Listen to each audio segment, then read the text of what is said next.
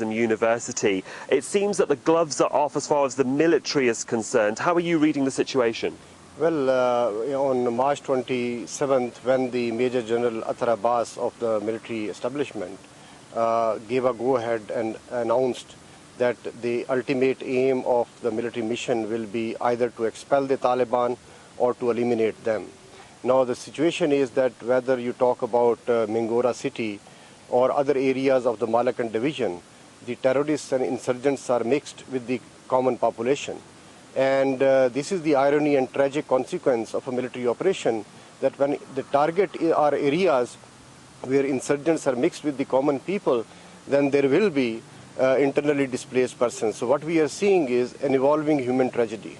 But there has been a concerted effort by the military and the government to keep those windows of opportunity open. We're seeing a much longer window open now to get those civilians out. Do you think the message is getting through to the remote areas of the region? I think it will take time, because the region we are talking about is mountainous, very rugged terrain, and people do not live in major city spots or town centers. They are spread across the mountainous area, and I think it will take time for the message to pass across to the people who have already been affected and who are potential victims of this crisis.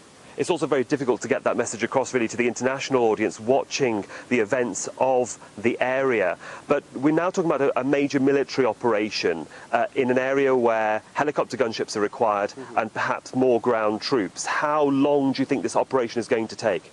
You see, even if we are talking about some thousands of Taliban insurgents, given the difficulty of the terrain and the long history of warfare in this region, what we are talking about is a long, intense campaign against the militants, insurgents and terrorists. And the other thing is that they are well armed, that there are other external channels of support. So the reason military was reluctant so far was that it wanted to negotiate the conflict and somehow reach an amicable settlement.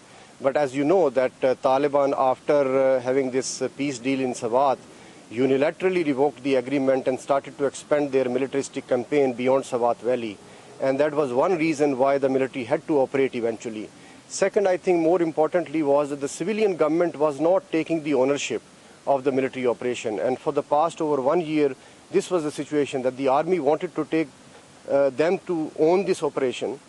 And once the Prime Minister made this speech a few days ago, he clearly took the ownership and ordered this military operation. I want you to come on to that issue of ownership and who's actually in charge. The government have come under a lot of criticism, but slowly we're also seeing the government on a PR mission with the country as a whole. They want the public behind them.